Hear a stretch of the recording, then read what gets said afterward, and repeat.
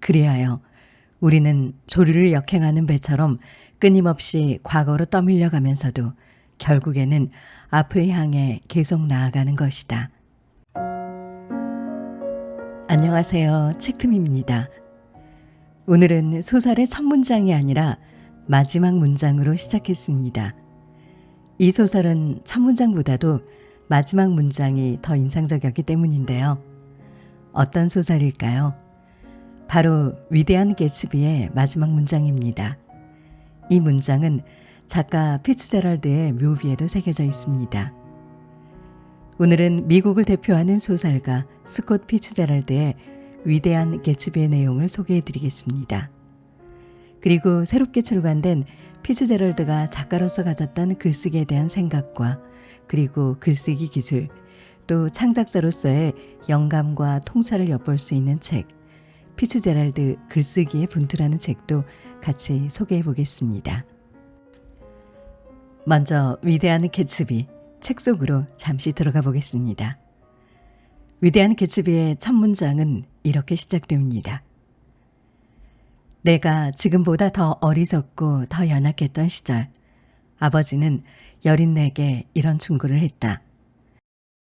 네가 누군가를 비난하거나 비판하고 싶을 때는 이 점을 꼭 기억해야 한다. 이 세상의 모든 사람들이 너처럼 혜택을 받고 있고 너처럼 유리한 입장에 서 있지 않다는 것을 말이다. 아버지의 이 말씀은 이후로도 오랫동안 내 마음속에서 맴돌고 있다. 아버지는 더 이상 긴 말은 하지 않으셨지만 이래라 저래라 말을 하지 않는 방식으로 표현을 해왔기 때문에 나는 그 말에 더 큰 의미가 담겨 있다는 것을 알았다. 그 결과 나는 웬만하면 사람을 쉽게 판단하지 않는 성격으로 자랐는데 그 때문에 괴짜들이 다가와 속마음을 털어놓고 유별난 이들의 말동무를 해주느라 엄청난 곤욕을 치르기도 했다. 괴짜들은 보통 사람에게서 특이한 성향을 발견하면 즉시 낌새를 알아차리고 달라붙기 마련이다. 의도는 그렇지 않았지만 괴짜들과 양아치들의 속 얘기를 들어주다 보니 나는 어느새 캠퍼스의 정치꾼이라는 비난을 듣기도 했다.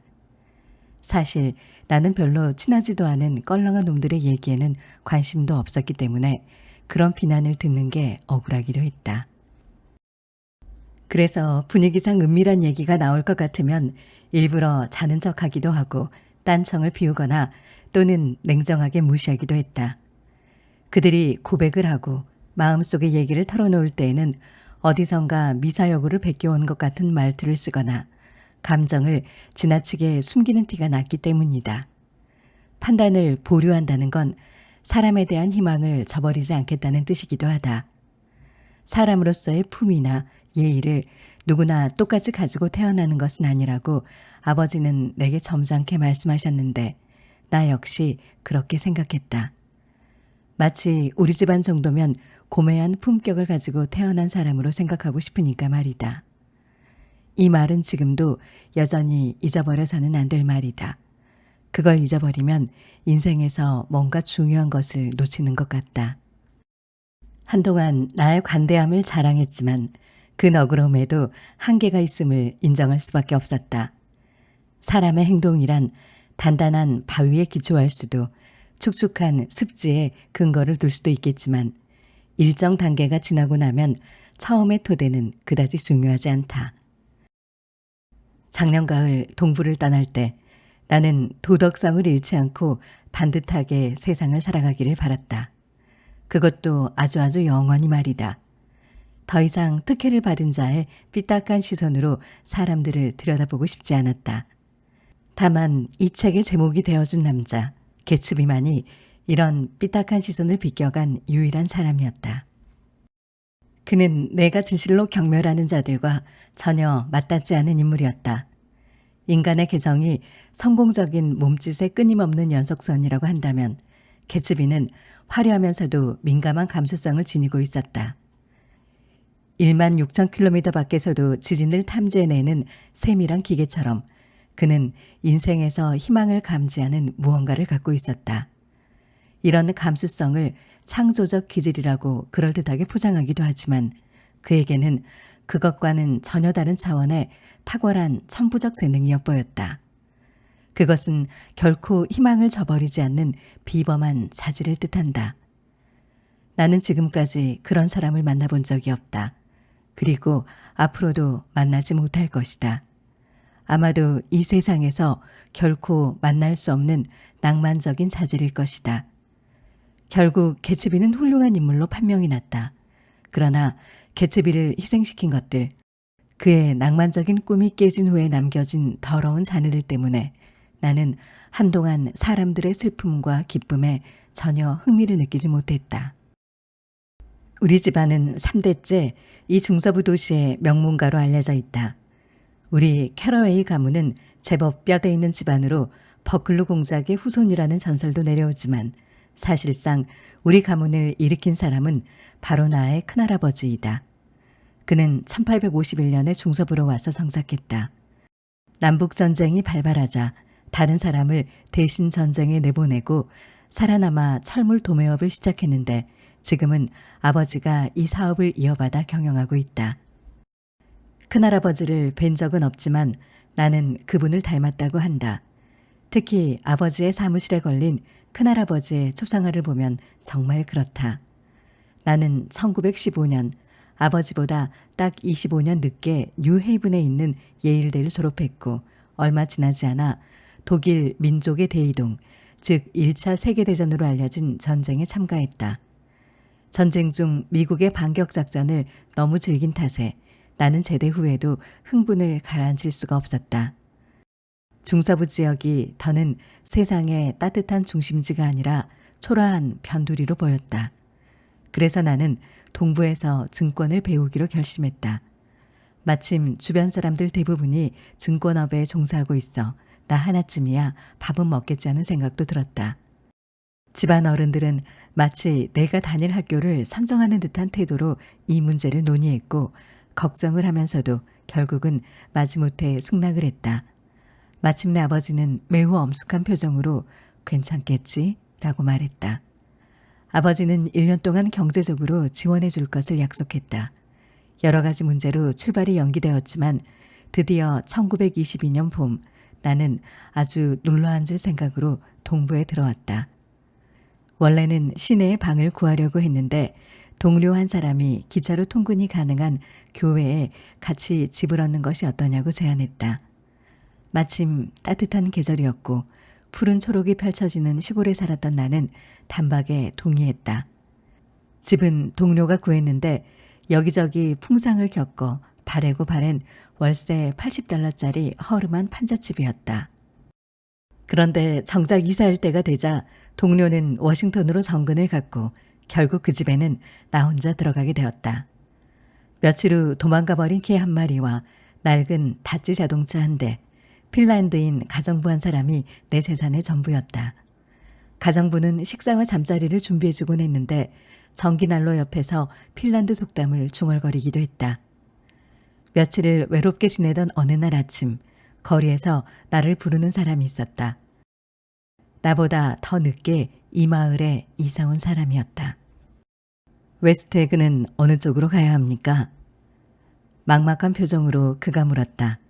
질문에 답하고 길을 걷는데 더는 쓸쓸하지 않다는 느낌이 들었다. 나는 이 마을의 안내자이자 길잡이 그리고 오랜 주민인 셈이었다. 우연하게도 그의 질문이 나에게 이 동네의 시민권을 부여했다. 나는 마치 영화에서 시간이 빨리 지나가는 것처럼 햇살을 받고 무성하게 살아나는 나뭇잎을 바라보며 이 여름과 함께 새로운 삶이 시작되고 있다는 확신에 사로잡혔다. 읽어야 할 책이 무척 많았고 맑고 신선한 공기를 마시며 몸도 건강하게 만들어야 했다. 은행과 신용, 투자 등에 관한 책을 10권도 넘게 샀다. 책들은 조폐공사에서 값발행한 화폐들처럼 현란한 색채를 드러내며 서가에 꽂혔고 그 모습이 미다스나 모건, 마이케나스 등의 대가들이나 알만한 비밀을 알려주겠다고 약속하는 것 같았다.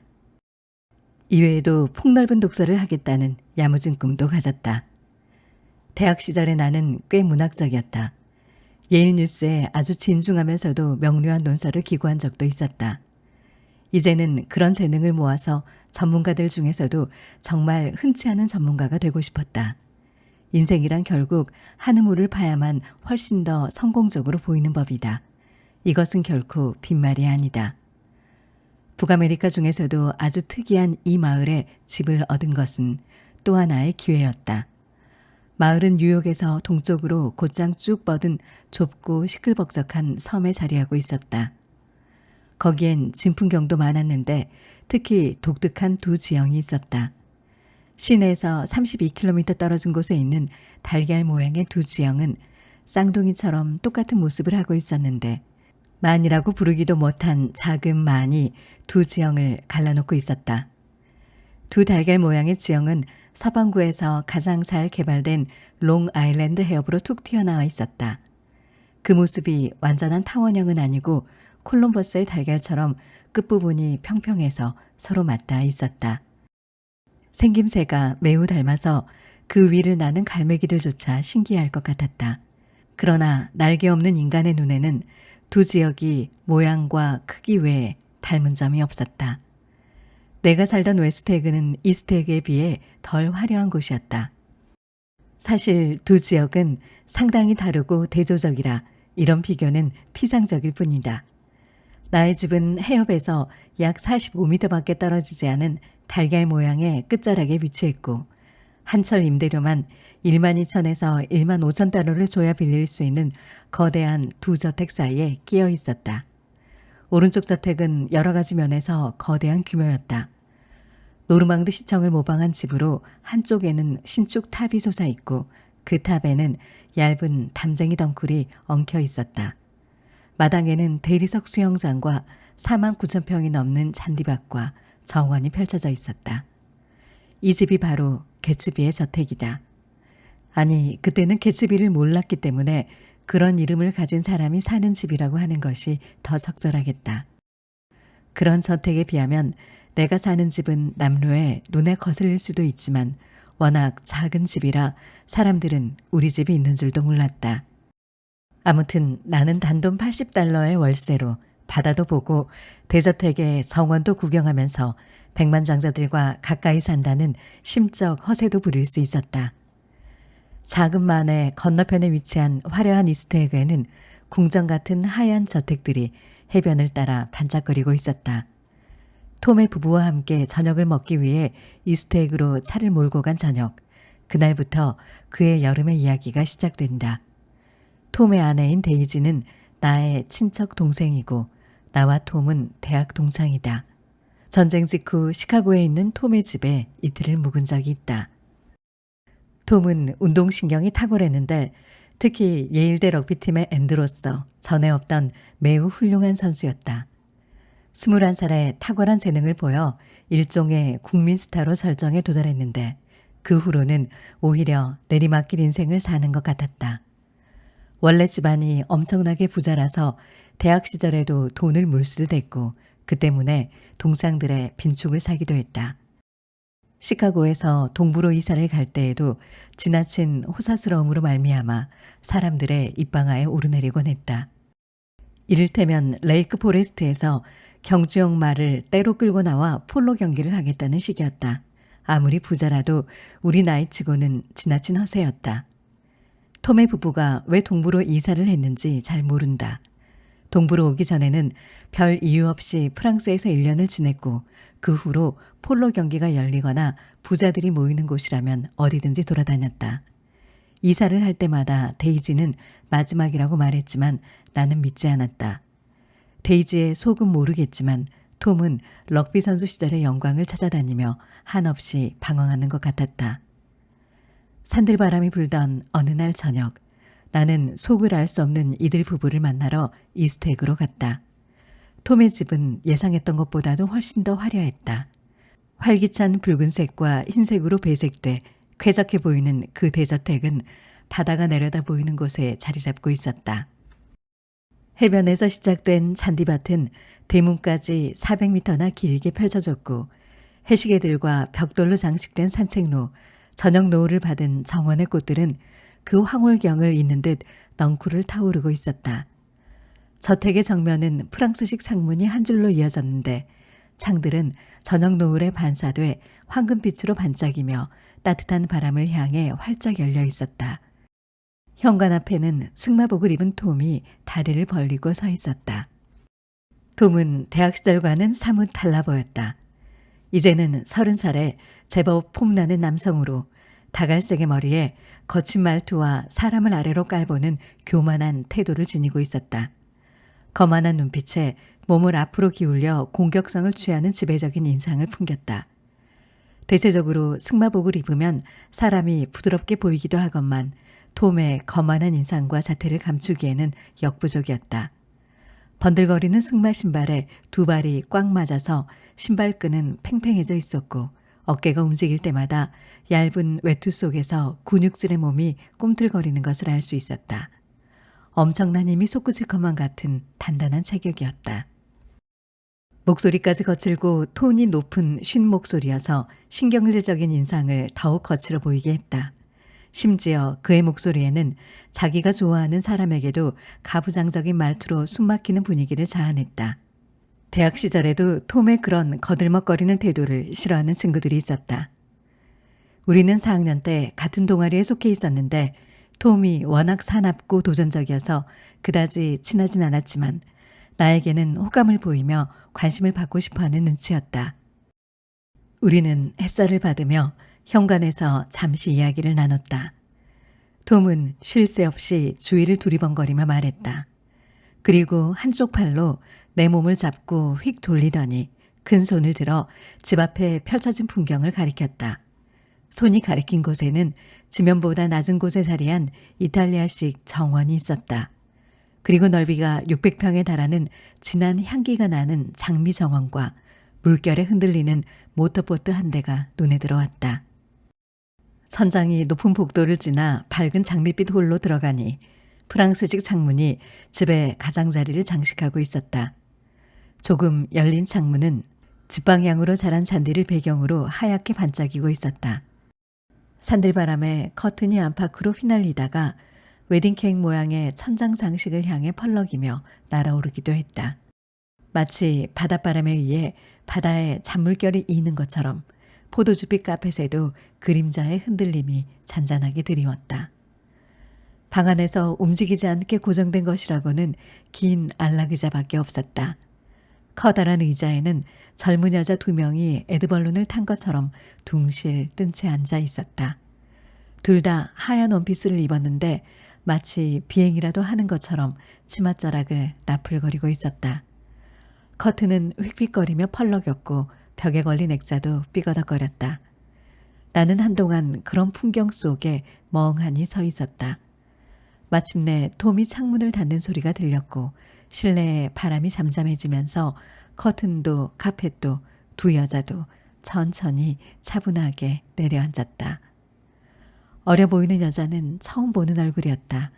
의자 한편에 머리와 어깨를 기대고 온몸을 쭉 편 채 꼼짝도 하지 않았다.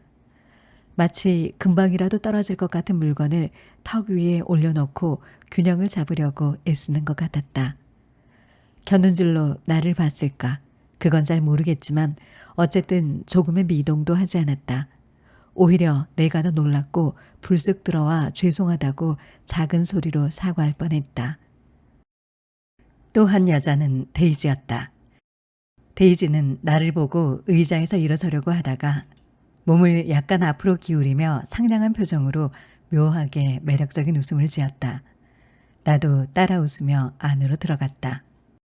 지금 무척 행복해서 몸이 얼어붙는 것 같아요. 데이지는 스스로 아주 재치 있는 말을 했다는데 놓고는 잠시 내 손을 잡더니 빤히 쳐다보면서 세상에서 가장 보고 싶었던 사람이라고 말했다. 데이지는 늘 이런 식이었다. 데이지가 옆에 여자는 베이커라고 속삭이며 알려줬다.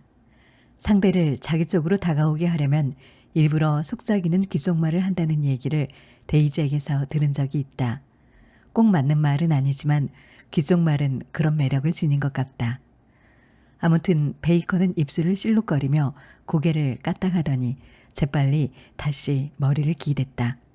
아마도 균형을 잡고 있던 자세가 약간 흔들리면서 놀란 모양이다. 또다시 사과의 말이 나의 머리를 스쳤다. 자기 충만과 완벽한 자부심에 가득 찬 사람을 보면 나는 습관적으로 경의를 표하는 버릇이 있다. 데이지는 작고 떨리는 목소리로 이런저런 질문을 던지기 시작했다.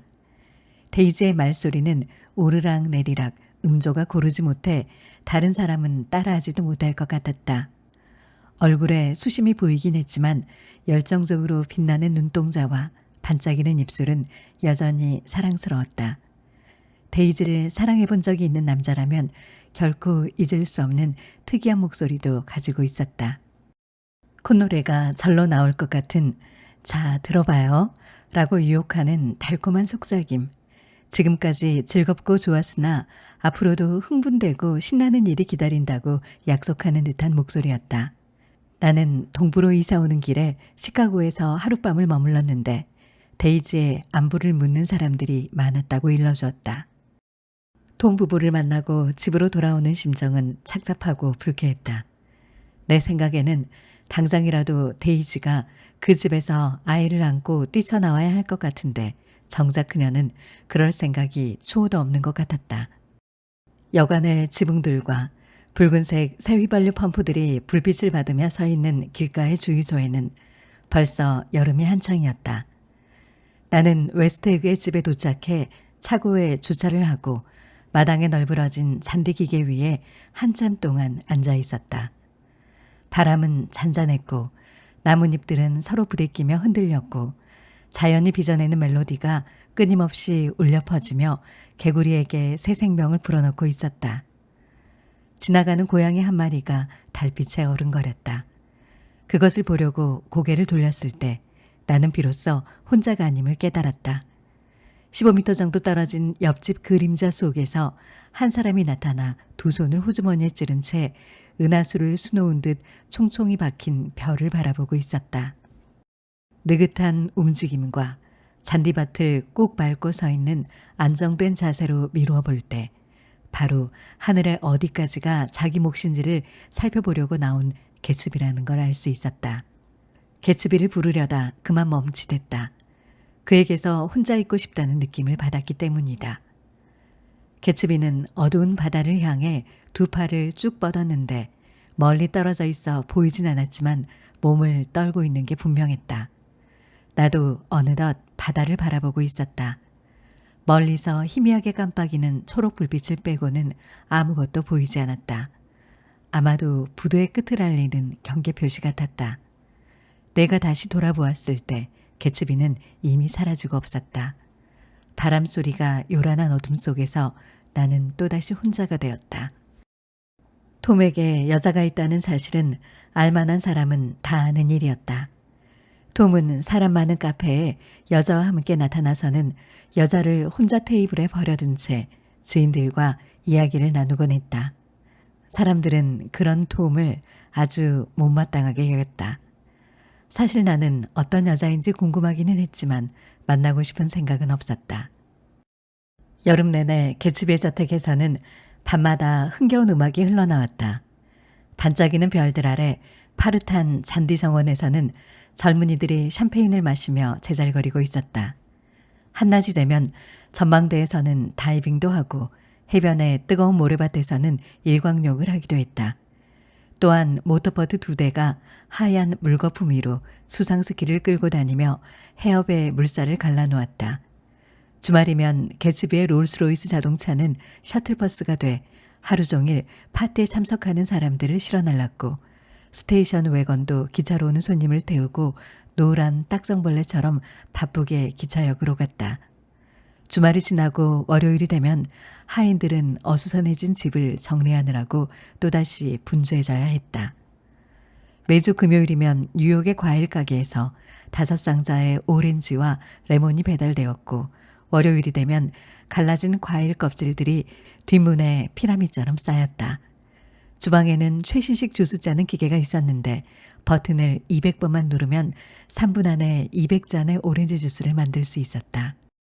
적어도 2주에 한 번씩은 출장 뷔페에서 나온 사람들이 천막을 높이 치고 색색전구로 정원의 나무들을 크리스마스 트리처럼 화려하게 장식했다. 뷔페 식탁에는 화려한 만찬이 차려졌다. 오르데브르와 향신료를 넣은 햄, 다채로운 야채 샐러드, 바베큐 통돼지, 칠면조 등이 향기를 뿜으며 즐비하게 펼쳐졌다. 중앙의 홀에는 스탠드바까지 설치돼 각종 주류가 준비됐는데 대부분의 나이 어린 여자 손님들은 구별해내기가 어려웠다. 7시가 되자 오케스트라가 도착했다. 시시하고 보잘것없는 5인조 편성의 악단이 아니었다. 오보에와 트럼펫, 색소폰, 비올라, 클라리넷, 피콜로 등 관악기와 현악기는 물론 고급 드럼까지 갖추고 있는 최고급 연주회장을 방불케 했다. 늦게까지 해수욕을 즐기던 사람들도 돌아와 위층에서 옷을 갈아입고 있었다. 뉴욕 방문객들의 자동차 여러 대가 대문에서 정원의 현관까지 5겹으로 주차되었다. 홀과 복도, 베란다에는 알록달록한 드레스를 입은 여인들이 세련된 머리 스타일과 화려한 명품 쇼를 자랑하며 북적거렸다. 스탠드바는 말도 못할 정도로 붐볐고 쟁반에 놓인 칵테일 잔은 바깥 정원까지 전달되었다. 사람들은 제잘거리고 깔깔거리고 인사를 주고받았고 농담도 즐기면서 분위기는 한층 무르익어 최고조에 달했다. 처음 보는 여자들끼리도 거리낌 없이 무리를 지어 열띤 대화를 이어갔다. 밤이 깊어갈수록 연회장의 불빛은 더욱 밝아졌다. 오케스트라가 귀에 익은 음악을 연주하자 사람들의 목소리가 더욱 높아졌다. 바야흐로 긴장감은 사라지고 익살맞은 이야기들로 폭소가 터지곤 했다. 삼삼오오 무리지어 있던 사람들도 자연히 오가면서 바뀌었고 새로운 손님들이 도착하면서 무리들은 흩어지고 모이기를 반복했다. 선뜻 무리에 끼지 못하고 여기저기 서성이는 사람도 있고 자신감이 넘치는 여인들은 형형색색의 불빛을 받으며 이 무리와 저 무리를 넘나들면서 사람들 사이를 비집고 다녔다. 갑자기 집시 여인 중에 한 명이 칵테일 잔을 공중으로 번쩍 들어 단숨에 마시고는 프리스코에 손짓을 하며 단상에 올라가 춤을 추었다. 한순간 모두들 숨을 쉬겼다. 집시 여인의 춤에 맞춰 음악도 바뀌었다. 그러자 집시 여인이 시사풍자극에 출연하는 길다 그레이의 대역 배우라고 수군거리는 소리가 들렸다. 바야흐로 진짜 파티가 시작된 것이다. 내가 개츠베이 파티에 처음 갔을 때 나는 정식으로 초대받은 몇 안 되는 손님 중에 하나였다. 대부분이 단순한 방문객이자 불청객으로 정작 초대를 받은 사람은 별로 없었다. 우연히 롱아일랜드로 오는 자동차를 탄 덕분에 여기까지 오는 것뿐이었다. 여기까지만 오면 누구든 손님으로 맞아주었으니까 말이다. 그런 단순함이 곧 초대장이나 다름없었다. 그 다음에는 마치 놀이공원에 온 것처럼 최소한의 예의만 지키면 된다. 파티 내내 개츠비를 보지도 못하고 돌아가는 사람도 있었다. 나는 정식으로 초대를 받았다. 토요일 아침 개똥지밖의 알처럼 푸른 제복을 차려입은 운전기사가 개츠비의 초대장을 들고 우리 집에 잔디밭을 가로질러 건너왔다. 초대장의 내용은 누추하지만 오늘 밤 파티에 참석해 주시면 그보다 더한 영광이 없겠다. 그리고 나를 본 적이 있어 만나고 싶었지만 형편상 이런저런 사정으로 그러지는 못했다는 것이었다. 그리고 초대장 끝에 품격 있는 필체로 제2 개츠비라고 서명되어 있었다. 저녁 7시가 조금 지나 나는 흰 풀나는 양복을 차려입고 개츠비 저택의 정원으로 들어갔다. 얼굴도 모르는 낯선 사람들 틈에서 어색하게 어슬렁거렸다. 가끔은 출근기차 안에서 본 적이 있는 얼굴도 있었다. 젊은 영국인들도 꽤 많아 보였는데 다들 번듯하게 잘 차려입고 있었다. 하지만 어딘지 모르게 굶주린 듯한 표정으로 미국인 부자들과 점잖게 이야기를 나누고 있었다. 미국인 부자들을 상대로 증권이나 보험, 자동차를 팔고 있는 것 같았다. 부자들에게는 눈먼 돈이 남아있고 말만 잘하면 그 돈이 자기 수중으로 넘어올 수 있다고 굳게 믿고 있는 것 같았다. 나는 저택에 도착하자마자 개츠비를 찾으려고 두리번거렸다. 몇몇 사람에게 개츠비가 어디 있냐고 물어봤지만 놀란 얼굴로 나를 빤히 쳐다볼 뿐 그의 소재에 대해서는 아는 바가 없다고 무심하게 대답했다. 하는 수 없이 칵테일 테이블로 자리를 옮겼다. 그 넓은 정원에서 그나마 혼자 있기 무색하지 않은 곳은 거기밖에 없었다. 사람들로 북적거렸지만 개츠비는 없었다. 베란다에도 계단에도 개츠비의 흔적은 보이지 않았다. 그러다가 장엄해 보이는 문을 열고 천장이 높은 고딕 양식의 서재로 들어가게 되었다.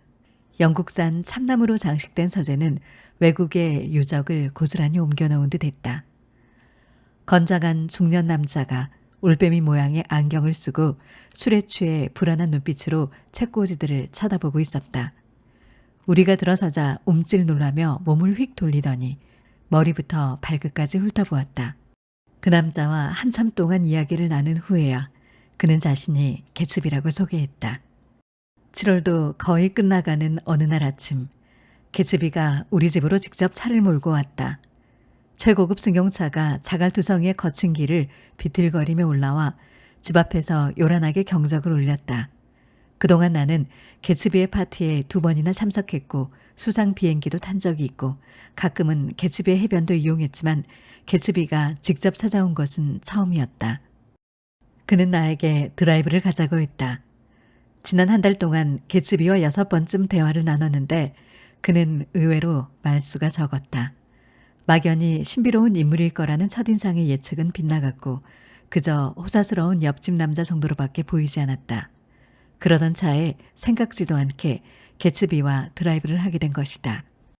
웨스트에그 마을에 도착할 때쯤 그는 판결을 내리지 못하고 망설이는 판사처럼 갈색 양복을 입은 자신의 무릎을 툭툭 치기 시작했다. 개츠비는 내가 자신을 어떻게 생각하는지 물었다.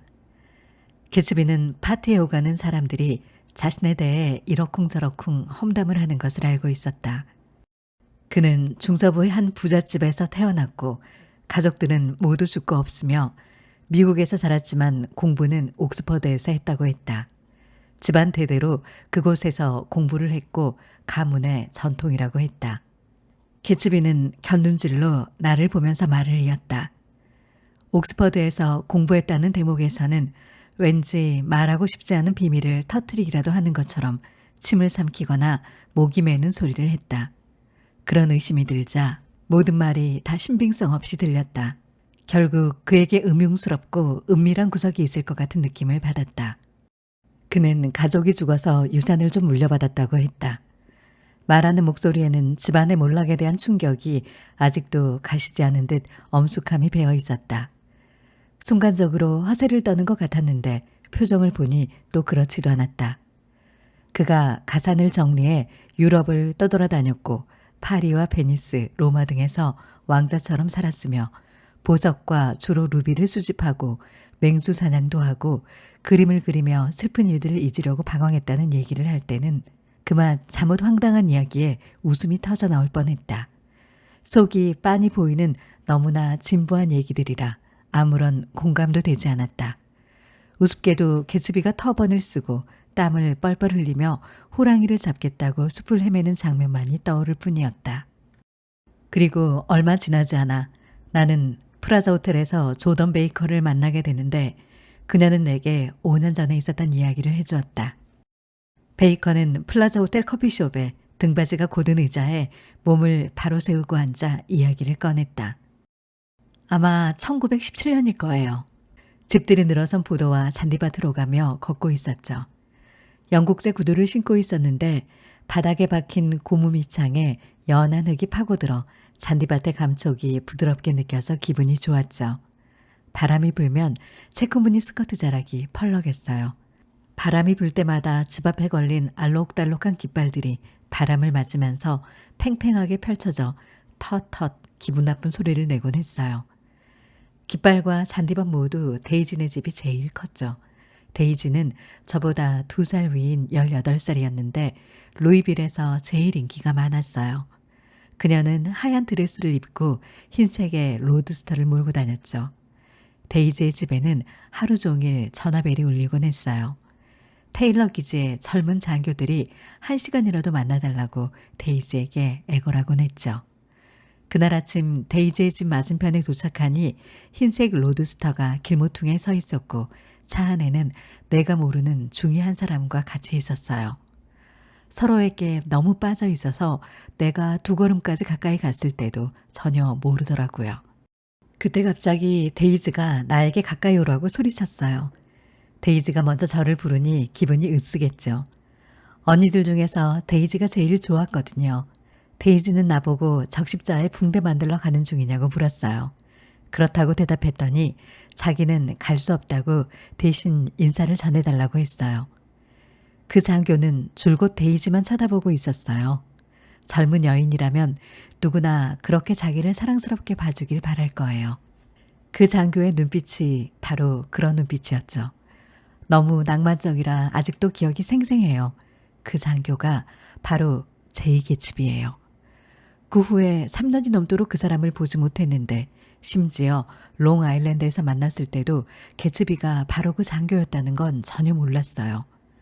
다음에 나도 몇 명의 애인이 생겼고 골프대회에 나가기 시작하면서 데이지를 자주 만나지 못했죠. 데이지는 늘 나이가 많은 남자들을 만났어요. 그런데 이상한 소문이 돌았죠. 어느 겨울밤에 가방을 챙기다가 엄마한테 들켰다는 거예요. 해외로 파견 가는 어떤 군인에게 작별 인사를 하려고 뉴욕으로 갈 참이었는데 못 가게 된 거죠. 한동안 그 일 때문에 가족들과 말도 안 하고 지냈대요. 그 일이 있은 후로 데이지는 더 이상 군인을 만나지 않았대요. 아예 군대에 갈 수 없는 평발이나 근시인 남자들하고만 어울렸다고 하더라고요. 그 다음에 가을이 돼서야 데이지는 다시 명랑해지고 쾌활해졌어요. 전쟁이 끝나고 2월에는 뉴올랜드 출신의 남자와 약혼했다는 소문이 있었죠. 그런데 정작 6월에는 시카고의 톰 뷰캐넌과 결혼을 한 거예요. 루이빌에서 본 적이 없는 성대한 결혼식이었죠. 톰은 4대의 자동차에 하객을 100명이나 태우고 와서 멀바크 호텔 한 층을 통째로 빌렸어요. 결혼식 전날에는 데이지에게 35만 달러짜리 진주 목걸이도 선물했대요. 그렇게 톰과 데이지의 결혼식에 나는 신부 들러리로 참석했어요. 피로연이 열리기 30분 전에 신부 대기실로 들어갔죠. 그때 데이지가 꽃장식을 한 드레스를 입고 6월의 밤처럼 아름답게 침대에 누워있는 거예요. 얼굴이 벌겋게 달아올라 취해 있더라고요. 한 손에는 포도주병, 다른 손에는 편지가 들려 있었어요. 데이지는 알아듣지도 못할 혀꼬인 소리로 중얼거렸어요. 술을 마셔본 적은 없지만 기분이 참 좋다고 하더라고요. 제가 무슨 일이냐고 물었죠. 그때 저는 좀 무서웠어요. 정말로 데이지의 그런 모습은 한 번도 본 적이 없었거든요. 그때 데이지는 침대 옆에 휴지통을 뒤적이더니 진주 목걸이를 꺼내며 말했어요. 이거 주인한테 돌려달라고, 그리고 데이지가 마음이 변했다고 말해달라고 했어요. 그녀는 울기 시작했어요. 정말 울고 또 울었죠. 나는 뛰쳐나가 하인을 찾았어요. 우리는 문을 잠그고 데이지를 차가운 욕조에 집어넣었죠. 그런데 그 편지는 손에 꼭 쥐고 놓지를 않더라고요. 욕조에 갖고 들어가서 손으로 꼭 짜서 축축한 덩어리로 만들더니 그게 눈송이처럼 조각조각 흩어지는 걸 보고서야 비누받침 위에 올려두라고 했어요. 더 이상 그녀는 아무 말도 하지 않았어요. 우리는 데이지에게 암모니아 냄새를 맡게 하고 이마에 얼음을 얹어 정신을 차리게 한 후에 다시 드레스를 입혔죠. 30분이 지나고 방에서 나왔을 때 진주 목걸이는 다시 데이지의 목에 걸려 있었어요. 이튿날 5시에 데이지는 아주 자연스럽게 톰과 결혼했고 남태평양으로 3개월 동안이나 신혼여행을 떠났어요. 그리고 그들이 신혼여행을 끝내고 돌아온 후에 데이지 부부를 산타바바라에서 만났는데 세상에, 그런데 말이죠. 그렇게 남편한테 빠져있는 여자는 처음 봤어요. 남편이 잠시만 방을 나가도 안절부절 못하면서 사방을 살피는 거죠. 남편이 들어오는 걸 확인할 때까지 계속 불안해했어요. 그리고 내가 산타바바라를 떠난 지 일주일 뒤에 신문에 기사가 하나 났어요. 톰이 벤츄라 거리에서 마차와 충돌하는 사고가 있었는데 그때 차에 다른 여자가 타고 있었다는 거예요. 그 여자의 팔이 부러지는 바람에 신문에 기사가 난 거죠.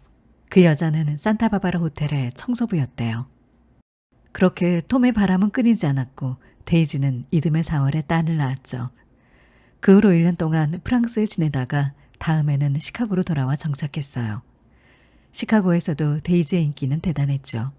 완벽한 품위를 유지하고 있었거든요. 그런데 6주 전에 데이지가 몇 년 만에 개츠비라는 이름을 들은 거예요. 그제야 그 흰자 속의 젊은 장교가 바로 개츠비였다는 사실을 저도 알게 됐죠. 개츠비가 그 저택을 산 건 데이지네 집이 바로 만 건너편에 있기 때문이었다. 그러니까 6월의 아름다운 밤에 개츠비가 바라보고 있던 것은 하늘의 별이 아니었다.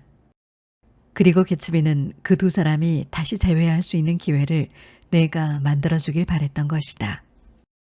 그리하여 어느 날 오후 나는 데이지를 우리 집에 초대했다. 톰은 데리고 오지 말고 혼자 오라고 했다. 우리 집 앞 오솔길로 들어서는 차 소리가 들렸다. 물방울이 떨어지는 앙상한 라일락 꽃나무 아래로 큼직한 오픈카가 올라왔다. 보라색 삼각 모자 밑으로 데이지의 얼굴이 보였다. 밝고 흥겨운 미소를 지으며 나를 바라보았다. 빗속에서 들리는 데이지의 목소리는 상대의 기분을 들뜨게 하는 데가 있었다. 데이지가 도착하고 얼마 지나지 않아 현관에서 가볍지만 기품 있는 노크 소리가 들렸다. 데이지는 고개를 돌렸고 나는 천천히 나가 문을 열었다. 귀신처럼 얼굴이 하얗게 질린 개츠비가 두 손을 주머니에 찔러 넣은 채 서글픈 눈빛으로 빗속에 서 있었다. 개츠비는 주머니에서 손을 빼지 않고 성큼성큼 걸어서 내 곁을 지나가더니 마치 줄타기 고개사처럼 휙 몸을 돌려 거실로 사라졌다. 그러나 그의 거동은 전혀 웃기지 않았다. 나는 두근거리는 심장의 고동소리를 들으며 점점 거세지는 빗줄기를 막기 위해 현관문을 닫았다. 아주 짧은 순간 정적이 흘렀다. 이윽고 거실에서는 목이 맨 듯한 속삭임과 가벼운 웃음소리가 났고 뒤이어 데이지의 가식적인 낭랑한 목소리가 들렸다.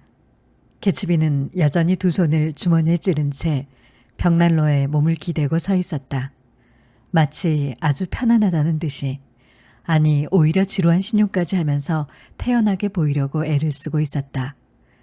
머리를 너무 뒤로 젖힌 나머지 고장난 벽난로 시계에 닿을 정도였다. 자세는 그럴듯해 보였지만 눈동자는 계속해서 데이지를 향해 있었고 착잡한 표정은 감출 수가 없었다. 데이지는 우아한 자태를 잃지 않으려고 딱딱한 의자에 걸터 앉았다.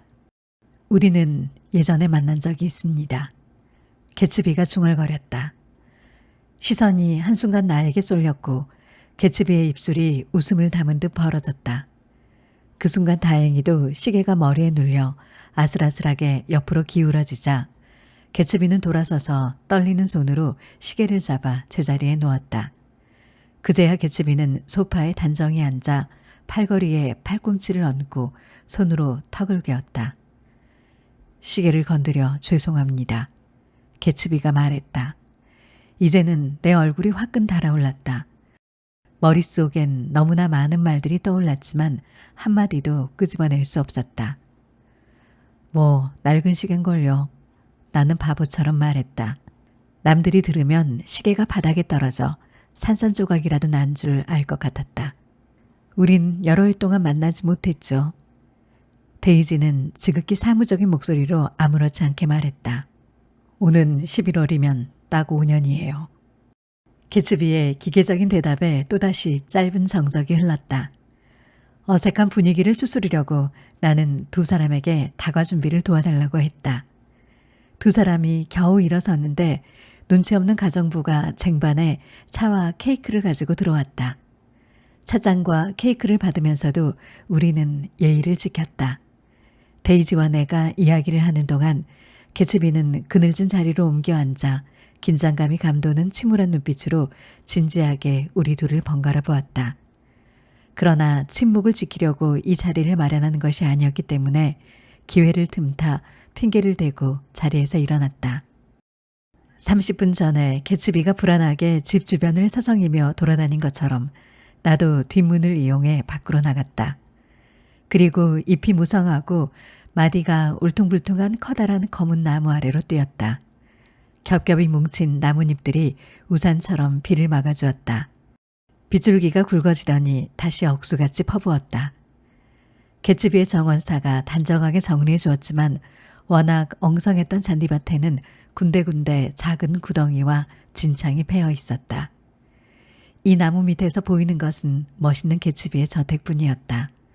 교회의 첨탑을 바라보는 칸트처럼 나는 30분이 넘도록 개츠비의 저택을 마냥 바라보고 있었다. 30분이 지나자 다시 햇살이 비치기 시작했다.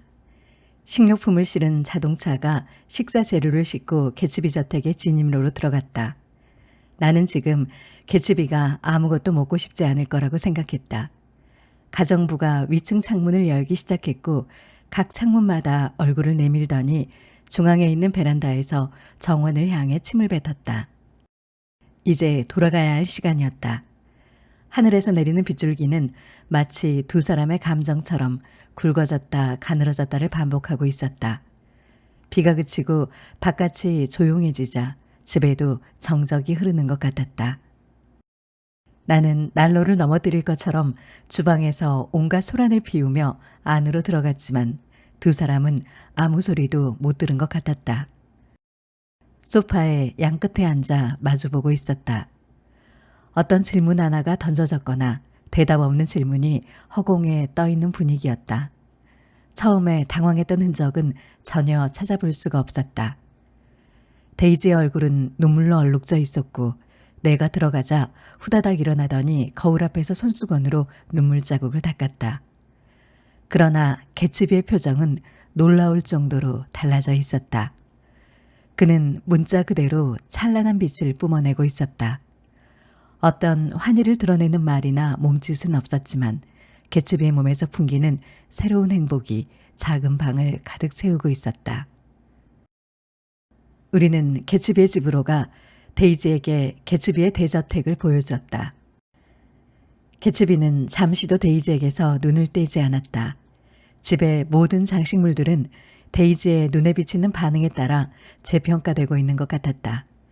데이지의 놀라운 존재가 눈앞에 있으므로 자신이 가진 모든 것들이 더 이상 실제하지 않는 것처럼 개츠비는 집안을 멍하게 둘러보았다. 그러다가 계단에서 굴러떨어질 뻔했다. 개츠비의 침실은 숭궁 화장 도구 말고는 의외로 소박했다. 데이지는 몹시 즐거운 얼굴로 브러쉬를 들어 머리를 빗었다. 개츠비는 의자에 앉아 두 눈을 가리고 웃기 시작했다. 개츠비는 분명 변하고 있었다. 두 번째 단계를 지나 세 번째 단계로 들어서고 있었다. 처음에는 몹시 당황했고 다음에는 무턱대고 기뻐했으며 이제는 데이지와 함께 있다는 놀라움으로 제정신이 아닌 것 같았다. 아주 오랫동안 데이지만 생각하며 살아왔고 처음부터 끝까지 이런 꿈만 꾸고 있었던 것이다. 수없이 참고 또 참으면서 이 순간을 기다렸던 것이다. 이제는 오히려 그 반작용으로 지나치게 많이 감긴 태엽이 풀리고 있었다. 우리가 개츠비와 작별할 시간이 됐을 때 그의 얼굴에서는 또다시 당혹스러움을 볼 수 있었다. 지금 느끼는 행복에 대해 희미한 의심이 생긴 듯한 표정이었다. 돌아보면 5년이라는 세월이 흘렀다. 그날 오후는 눈앞에 데이지조차 한순간이나마 개츠비의 꿈을 무너뜨리는 순간이 있었을 것이다. 물론 데이지의 잘못은 아니다. 그것은 그동안 그가 품어온 어마어마한 환상의 힘 때문이다. 그 창조적인 열정은 데이지의 현실뿐 아니라 모든 것을 초월했다. 개츠비는 직접 그 환상에 뛰어들어 하루하루 독창적인 열정을 확대시키고 끊임없이 부풀려왔다. 그리고 자기 앞에 떠도는 찬란한 깃털로 마지막을 장식했다. 아무리 뜨거운 열정과 순수한 애정이라고 해도 한 남자의 가슴에 쌓아둔 영적인 환상에는 미치지 못했을 것이다. 내가 그를 바라보는 동안 개츠비는 눈에 띄게 차분해지는 것 같았다. 개츠비는 데이지의 손을 잡았고 데이지는 개츠비의 귀에 나직히 속삭였다. 그러자 개츠비는 솟구치는 정열을 참지 못하고 데이지에게 몸을 돌렸다. 무엇보다 데이지 특유의 어조와 따뜻한 목소리가 개츠비를 사로잡은 것이다. 데이지의 목소리는 꿈에서도 따라할 수 없는 너무나 매력적인 불멸의 노래였으니 말이다. 그들은 한동안 내 존재도 잊어버렸다. 그러다가 데이지가 나를 힐끔 쳐다보고 손을 내밀었다. 개츠비는 나를 전혀 의식하지 못하고 있었다. 다시 둘을 바라보았을 때 두 사람은 서로 열정에 사로잡힌 시선으로 나를 돌아보았다. 결국 나는 밖으로 나와 대리석 계단을 내려간 뒤 혼자서 빗속을 걸어갔다. 둘만을 남겨둔 채. 그 무렵에 어느 날 아침 뉴욕의 야심찬 젊은 기자가 개츠비의 집까지 찾아와 다짜고짜 할 말이 없느냐고 물었다. 개츠비와 관련된 심상치 않은 소문은 여름 내내 부풀려져 마침내 기사가 될 정도였다. 사실 개츠비의 부모는 무능력하고 불운한 농사꾼이었다. 마음 같아서는 그런 별볼일 없는 부모를 인정하고 싶지 않았다. 롱아일랜드 웨스트에그의 제2 개츠비는 상상이 빚어낸 자신의 이상형이었다. 그는 신의 아들이었다. 개츠비가 나에게 이런 얘기를 해준 것은 훨씬 나중의 일이었다. 그즈음 오후가 되면 데이지가 자주 개츠비의 집에 들렀다. 집안의 하인들은 모두 해고하고 6명의 새로운 하인들을 고용했다. 모두 과묵한 사람들이었다. 그러던 어느 일요일 오후 개츠비의 집으로 갔다. 내가 막 집에 들어서는데 누군가가 술이나 한잔 하자며 톰을 데리고 개츠비의 집으로 왔다. 당연히 나는 깜짝 놀랄 수밖에 없었는데 더 놀라운 것은 지금까지 한 번도 그런 일이 없었다는 사실이었다. 톰과 같이 온 사람은 슬론이라는 남자와 갈색 승마복을 입은 예쁜 여자였다. 그 여자는 전에 개츠비의 집에서 본 적이 있다. 개츠비는 톰 때문에 몹시 긴장하고 있었다. 톰은 개츠비의 집을 방문한 뒤 그 다음 주 토요일 밤 데이지를 따라 개츠비의 파티에 참석했다. 톰의 방문 때문인지 그날의 분위기는 이상한 중압감이 돌았다. 개츠비는 데이지가 톰에게 당신을 사랑하지 않는다고 말하기를 바라고 있었다. 데이지의 고백으로 둘이 함께한 4년이란 시간을 지우기만 한다면 좀 더 현실적으로 둘만의 새로운 방법을 찾을 수 있다고 생각하는 모양이었다. 데이지가 자유로운 몸이 되면 함께 루이빌로 돌아가 그녀의 부모님에게 결혼 승낙을 받고 결혼식을 올리는 것이었다. 마치 5년 전의 시간을 되돌린 것처럼. 그런데 데이지는 그의 마음을 이해하지 못하고 있었다. 나는 개츠비에게 나 같으면 데이지에게 많은 걸 기대하지 않을 거라고 말했다. 과거는 돌이킬 수 없다고 말했다. 개츠비는 믿을 수 없다는 듯 소리쳤다. 돌아갈 수 없다니 마음만 먹으면 얼마든지 돌이킬 수 있다고 말했다. 그는 자기 집 어딘가에 과거가 숨어 있고 단지 손에 닿지 않는 곳에 있기라도 한 것처럼 애절한 눈빛으로 주위를 두리번거렸다. 모든 걸 예전으로 돌려놓겠다고 했다. 그는 스스로 다짐하고 결연하게 고개를 끄덕이며 말했다. 개츠비는 과거에 대해 털어놓았다. 5년 전 어느 가을밤 개츠비와 데이지는 낙엽이 떨어지는 길을 걷다가 나무 한 그루 없는 달빛만이 환히 비추는 한 지점에서 발길을 멈추고 서로 마주보았다.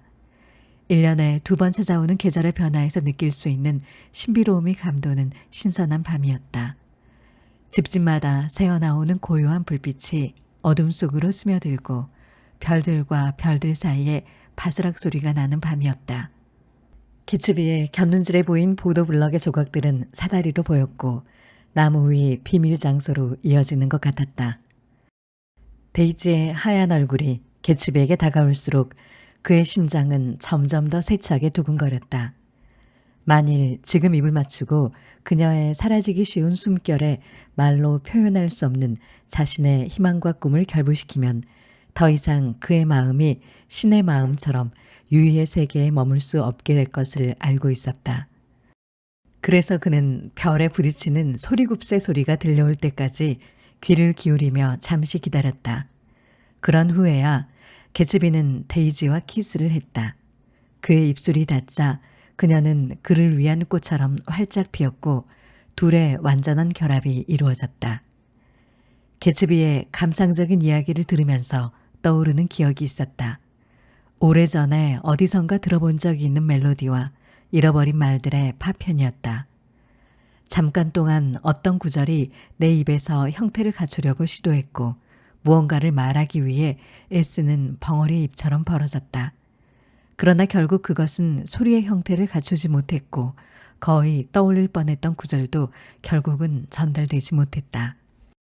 그러던 어느 토요일 오후 나와 개츠비, 데이지와 톰은 뉴욕에 가기로 했다. 그때 톰은 서로 차를 바꿔 운전하자고 한다. 개츠비는 톰의 쿠페를 운전하고 톰은 개츠비의 노란 차를 운전하게 되었다. 그때 톰이 운전하는 개츠비의 노란 차에는 기름이 얼마 들어있지 않았다. 톰은 기름을 넣으려고 윌슨의 가게에 차를 세웠다. 그 순간 등 뒤로 오싹한 느낌이 들어 뒤를 돌아보았다. 6미터도 떨어지지 않은 곳에서 강렬한 눈빛으로 누군가가 우리를 지켜보고 있다는 것을 깨달았다. 정비소 위층 창의 커튼이 옆으로 살짝 젖혀져 있고 바로 그곳에서 윌슨의 아내이자 톰의 정부인 머틀이 우리를 뚫어져라 내려다보고 있었던 것이다. 그녀는 너무 집중한 나머지 누가 자기를 쳐다보고 있는지도 몰랐다. 사진을 현상할 때 피사체가 서서히 드러나는 것처럼 그녀의 얼굴에도 갖가지 감정들이 차례로 섞여 떠올랐다.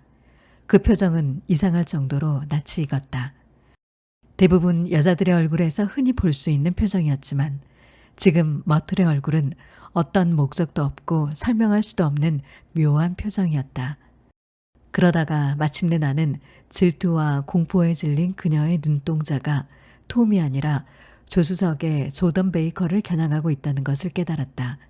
그녀는 베이커를 톰의 아내로 착각한 것이다.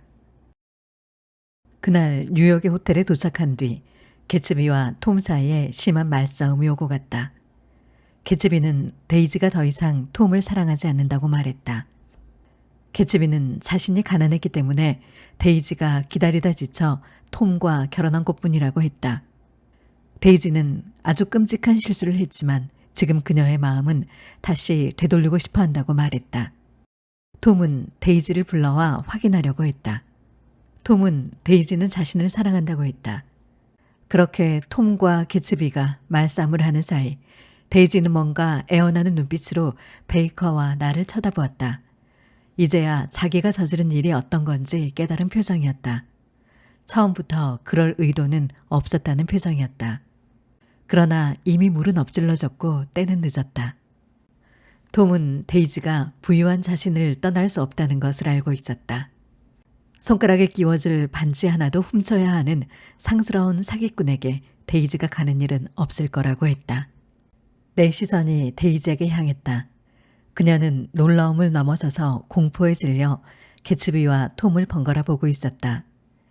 나는 다시 개츠비에게 시선을 옮겼는데 그의 표정을 보고 깜짝 놀랐다. 그의 정원에서 사람들이 쑥닥거리던 모략은 무시하더라도 개츠비는 마치 살인이라도 한 사람의 표정을 짓고 있었다. 그의 표정은 정말 그렇게밖에는 표현할 길이 없었다.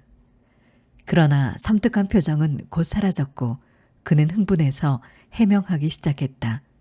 자신이 사기꾼이라는 톰의 말을 모두 부정하고 아무도 입에 올리지 않는 자신의 비난에 대해서까지 변호하기 시작했다. 그러나 말을 할수록 데이지는 점점 더 멀어져 갔고 결국 개츠비는 변명을 그만두고 말았다. 늦은 오후에 해가 저물어가는 동안 깨어진 꿈만이 만질 수 없는 것을 붙잡으려고 했었다. 불행하지만 절망하지도 않으면서 방을 채우던 잃어버린 목소리를 찾으려고 안간힘을 다하고 있었다. 그 잃어버린 목소리의 주인공이 다시 집으로 가자고 애원을 했다. 톰은 데이지에게 개츠비의 차로 먼저 가라고 했다. 데이지는 놀란 눈으로 톰을 쳐다보았지만 톰은 경멸감을 드러내며 둘이 가라고 고집했다. 데이지와 개츠비가 노란 차를 타고 먼저 떠나고 나는 톰과 함께 돌아오는 길에 교통사고 현장을 목격했다. 윌슨의 아내이자 톰의 정부인 머틀이 차에 치여 쓰러져 있었다. 그녀는 이미 죽은 뒤였다. 사람들은 노란 차가 지나가는 것을 목격했다고 했고 톰은 윌슨에게 그 노란 차는 오후에는 자신이 운전하긴 했지만 실은 개츠비의 차라고 말했다. 그리고 자신이 운전하고 있는 푸른색 쿠페를 가리켰다. 톰은 자신이 운전한 차는 푸른색 쿠페라고 했다. 톰의 차로 그의 집에 도착한 뒤 나는 집으로 가기 위해 대문에서 택시를 기다리고 있었다. 그때 개츠비가 관목덤불 사이에서 걸어 나왔다. 이때 나는 꽤 섬뜩한 기분을 느꼈다. 개츠비는 나에게 길에서 사고 난 걸 보았냐고 물었다. 그 여자는 죽었다고 알려주었다. 개츠비는 차는 우리 집 차고에 넣어두었고 아무도 본 사람은 없는 것 같다고 말했다. 그 순간 개츠비가 너무 혐오스러워 나는 어떤 말도 할 필요조차 느끼지 않았다. 그 여자가 누군지 개츠비가 물었다. 나는 그 여자는 정비소를 하는 윌슨의 아내 머틀이라고 알려주었다. 내가 어떻게 해서 그런 사고가 났는지 개츠비에게 물었지만 그는 설명하지 못했다. 나는 데이지가 운전하고 있었다는 걸 알 수 있었다. 하지만 개츠비는 자신이 운전했다고 말할 거라고 했다. 사실은 뉴욕에서 떠날 때 데이지가 너무 흥분한 상태라 운전이라도 하면 좀 진정이 될까 싶어 데이지에게 운전을 맡겼다고 했다. 그런데 맞은편의 차와 엇갈리는 순간 갑자기 머틀이 뛰쳐나왔다고 했다. 너무나 순식간에 그 여자는 두 사람이 탄 차 앞으로 달려들었다고 했다. 마치 무슨 말을 하려고 하는 것처럼. 아마 그들을 아는 사람으로 착각한 모양이라고 했다. 개츠비는 데이지를 걱정하고 있었다. 나는 개츠비에게 여길 떠나야 한다고 말했다. 개츠비의 차를 추적할 게 틀림없었다. 그러나 개츠비는 그러려고 하지 않았다. 개츠비는 데이지의 생각을 알기 전에는 떠날 수가 없다는 것이었다. 마지막 희망의 끈을 부여잡고 있는 개츠비에게 차마 그것조차 떨어지게 할 수는 없었다. 오후 2시가 됐을 때 개츠비는 수영복으로 갈아입고 혹시 데이지에게 전화가 오면 수영장으로 알려달라고 집사에게 일러두었다. 결국 전화는 오지 않았지만 집사는 낮잠까지 참으며 4시가 되도록 전화를 기다렸다. 비록 전화가 걸려왔다 해도 받을 사람이 없어진 지 한참이나 지난 뒤였을 것이다. 어쩌면 개츠비도 전화가 올 거라고 기대하지 않았을 것이다. 아니면 전화가 오든 말든 이미 상관할 바가 아니었을지도 모른다. 만일 이런 추측이 사실이라면 그는 분명히 그 옛날의 따뜻한 세계를 잃었다고 이룰 수 없는 단 하나의 꿈에 너무 오랫동안 값비싼 대가를 치렀다고 생각한 게 틀림없다. 그는 장미꽃이 얼마나 흉측한 것인지 또 갓 돋아난 풀밭 위로 쏟아지는 햇살이 얼마나 가혹한지를 깨달았을 때 나뭇잎 사이로 보이는 낯선 하늘을 올려다보며 몸소리를 쳤을 게 분명하다. 형체는 있으나 실제하지 않는 허상의 세계. 그곳에는 가엾은 영혼들이 공기처럼 꿈을 호흡하며 제멋대로 떠돌고 잿빛 그림자의 환영은 어른거리는 나무들 사이로 소리 없이 그에게 다가왔다. 그날 운전기사는 몇 발의 총성을 들었다. 나중에 그는 총소리를 대수롭게 여기지 않았다고 말했다. 그날 수영장의 매트리스 위에는 총에 맞은 개츠비의 시체가 있었고 수영장에서 조금 떨어진 풀밭에서는 개츠비를 쏘고 자살한 조지 윌슨의 시체가 발견되었다. 개츠비의 장례식은 초라하기 그지없었다. 개츠비는 모두의 기억에서 지워졌다는 듯 그토록 많이 몰려왔던 파티의 사람들은 아무도 나타나지 않았다. 데이지조차 오지 않았다. 데이지는 자신은 어떤 책임도 없다는 듯 톰과 멀리 여행을 떠났다. 개츠비의 장례식에 찾아온 개츠비의 아버지는 근엄한 인상에 무기력해 보였고 9월의 따뜻한 날씨에도 불구하고 싸구려 긴 외투를 입고 있었다. 그는 나에게 옛날 개츠비의 집이 찍힌 달아빠진 사진과 개츠비가 어렸을 적에 쓴 계획표를 보여주었다. 개츠비가 죽은 뒤 동부에 대한 나의 인상은 삐딱하게 변했고 어찌해도 바로잡을 수 없는 병든 곳이라는 생각이 들었다. 결국 나는 귀향을 결심했다. 마지막 날 짐을 챙기고 개츠비의 저택으로 다시 한번 가보았다. 나는 한동안 그곳에서 미지의 옛날을 상상하다 개츠비가 부두 끝에 있는 데이지의 집에서 처음으로 초록색 불빛을 발견했을 때 느꼈을 그 신기함과 경이로움을 생각해 보았다. 그는 먼 길을 돌아 이 푸른 잔디에 이르렀다. 이제 그 꿈은 너무 가까이 있어 정말로 손만 뻗으면 닿는 곳에 있었다. 그러나 자신의 꿈이 어느새 그의 뒤쪽으로 지나쳐 버린 것을 느끼지 못했다. 대륙의 어두운 들판이 밤하늘 아래 끝없이 펼쳐진 도시 너머 광대하고 아득한 어둠 속으로 영원히 사라져버렸다는 사실을 알지 못했다. 개츠비는 해가 갈수록 멀어지는 그 초록 불빛에 황홀한 미래를 믿고 있었다. 그때의 초록색 불빛은 우리를 피해갔지만 문제가 될 것은 없었다. 내일이 되면 우리는 더 빨리 뛸 것이고 그럴수록 두 팔은 더 멀리 뻗어갈 것이다. 그리고 언젠가 화창한 날 아침. 그리하여 우리는 조류를 역행하는 배처럼 끊임없이 과거로 떠밀려 가면서도 결국에는 앞을 향해 계속 나아가는 것이다. 지금까지 위대한 개츠비의 내용을 살펴봤습니다. 원작의 전문을 다 들려드리지는 못했고요. 줄거리를 요약하다 보니 생략된 부분도 많습니다. 번역판은 미르브 컴퍼니에서 나온 필사의 힘, 스콧 피츠제럴드처럼 위대한 개츠비 따라쓰기라는 책을 참고했습니다. 필사용이어서 그런지 문장이 단문으로 깔끔하게 번역된 편입니다. 필사의 목적이 아니어도 읽기에는 상당히 매끄럽다는 생각이 들었습니다. 이 책을 다시 읽어보시는 것도 좋을 것 같고요. 혹시 시력이 허락하지 않는다면 영화로 보시는 것도 좋을 것 같습니다.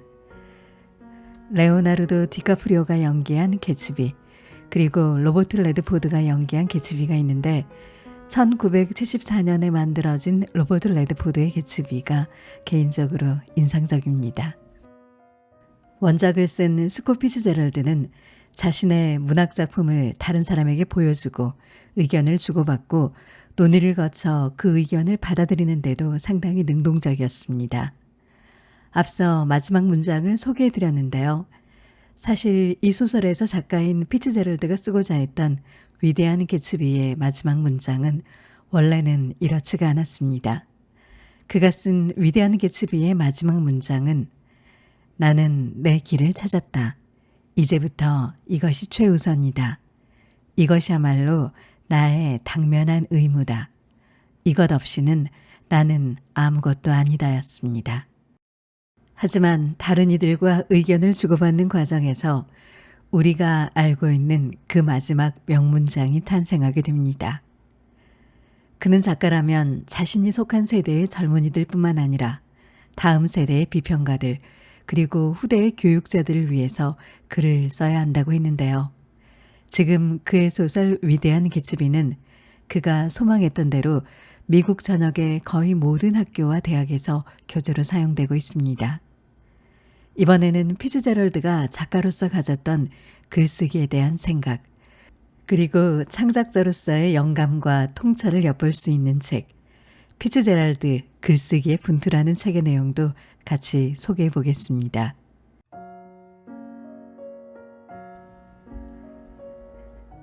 피츠제럴드 글쓰기의 분투. 문학이 아름다운 이유 중에 하나는 너의 갈망이 보편적이었다는 것을 깨닫게 하기 때문이다. 그 순간 너는 사람들로부터 고립된 외로운 존재가 아니라 그들 중에 하나가 된다. 빛바랜 푸른 방에 혼자 남았다.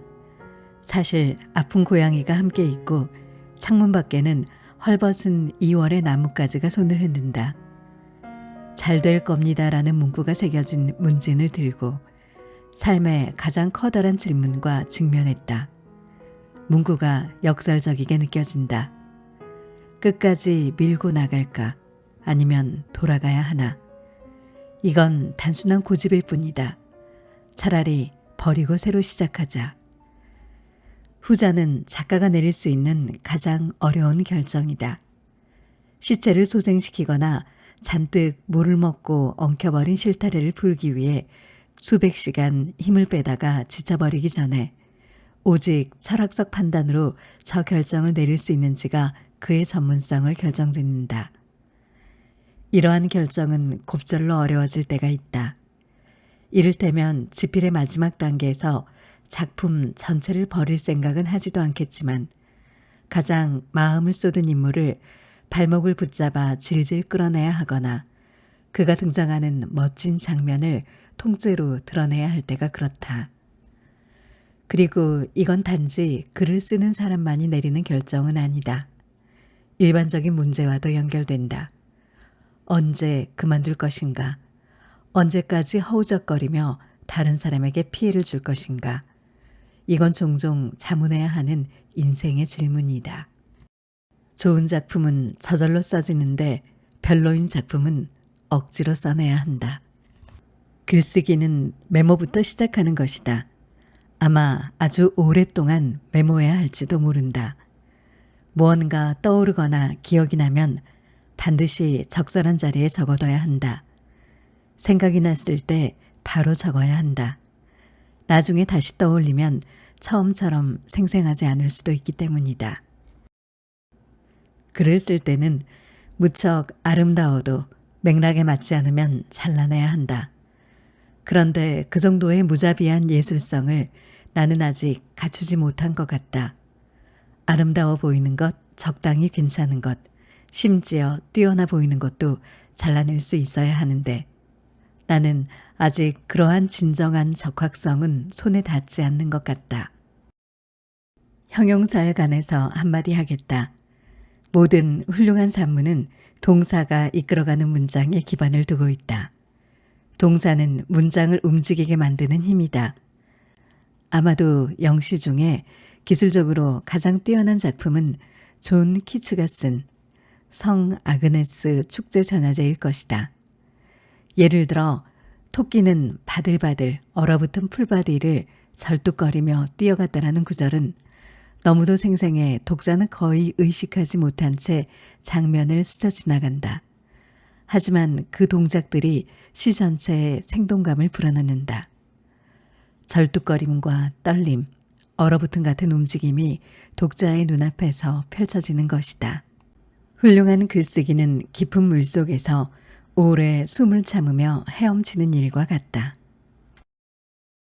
내가 그럭저럭 괜찮은 이야기를 써낼 수 있는 유일한 방법은 아무도 이 이야기를 받아주지 않을 거라고 생각하며 전혀 신경 쓰지 않는 것이다. 편집자를 의식하는 행위는 내게 재앙과도 같다. 그들의 비판은 나중에 생각하겠다. 소설이란 결국 마음과 이성을 이용한 하나의 속임수다. 마치 마술사가 트릭을 펼칠 때 다양한 기술을 조합하듯이 소설도 수많은 감정들로 이루어져 있다. 하지만 한 번 익히고 나면 곧 잊어버리게 된다. 그럼 언제 배울까? 매번 시작할 때 매번 새롭게 배워야 한다. 그러다가 어느 순간 보이고 어떤 것들은 남게 된다. 끔찍하게 앉아만 있는 날과 잠 못 이루는 밤, 끝없이 이어지는 불만족을 도대체 내가 왜 선택한 것인지, 그리고 다시 돌아간다고 해도 또다시 선택할 수밖에 없을 것이다.